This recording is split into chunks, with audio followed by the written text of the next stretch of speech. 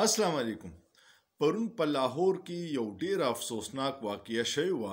په اچره بازار کې یو زنانه روانه و او هغه سدسې کپړې اچولې وي چې پای باندې خلکو فوري اعتراض وکړو او بیا دکاندارانو هغه زنانه په یو دکان کې بند کړه.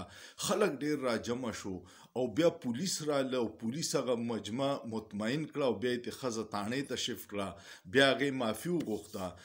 هغې ولې داسې وشو؟ هغې یو کپړې اچولې وي چې په هغې باندې په عربي رسم الخط کې حلوا لیکلې شوې وه په طریقه باندې، او حلوا په عربي کې وایي ښکلې ته، مزیدار ته، خوږ ته. خلکو دا خیال و چې دا په دې باندې څه قرآني آیات لیکلي شوي دي.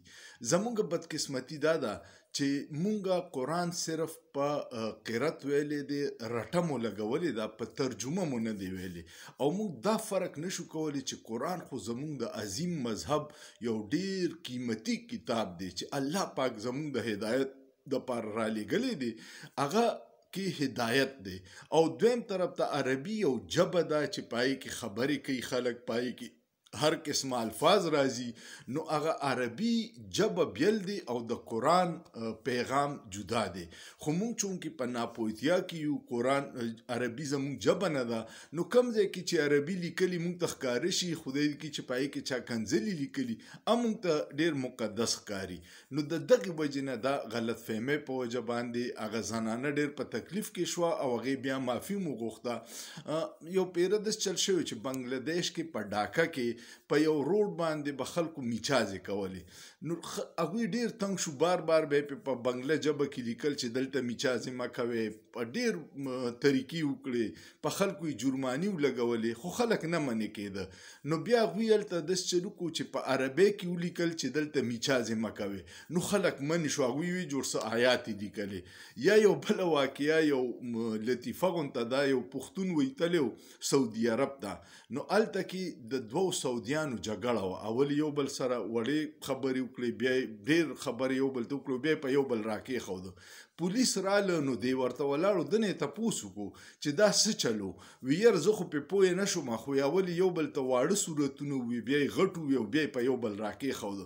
هغه دا خیال جوړ دا یو بل ته سبق وایي، د قرآن دغه کوي، ځکه چې غریب قرآن داسې لوستی دی او په ترجمه نه دی ویلی.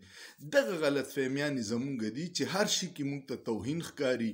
هسې چا عربي ولیکل او په عربۍ کې چا په دیوال باندې کنځلې مو لیکل، نو هغې له مونږ مقدس نوم ورکوو، ځکه چې مونږ انپړه یو، نه پوهېږو. نو په دې شیزونو کې ډېر احتیاط پکار دی، او هر وخت د هر شي باندې دومره غوسه نه ده پکار، اول پې ځان پویه کول پکار دي چې دې مطلب څه دی. دا واقعه پرون شوی وه ډېره افسوسناکه، ما چې تاسو سره شیر کړم، ډېر به تاسو په سوشل میډیا کتلي، خو د هغې بنیادي وجه دا وه چې هغه د قرآن الفاظ نه و، هغه د عربۍ الفاظ و، او دې ته یو خاص کیلیګرافي وایي، په هغې کې لیکلي وو هغه الفاظ. نو داسې ښکاره شو چې جوړ په دې کپړو باندې څه قرآني آیات لیکلي شي. امید لرم تاسو به په دې ویډیو پوه شوئ، نو کمنټ پې لازماً وکړئ او سوچ پې وکړئ، په سوچ کې څه ګناه نشته.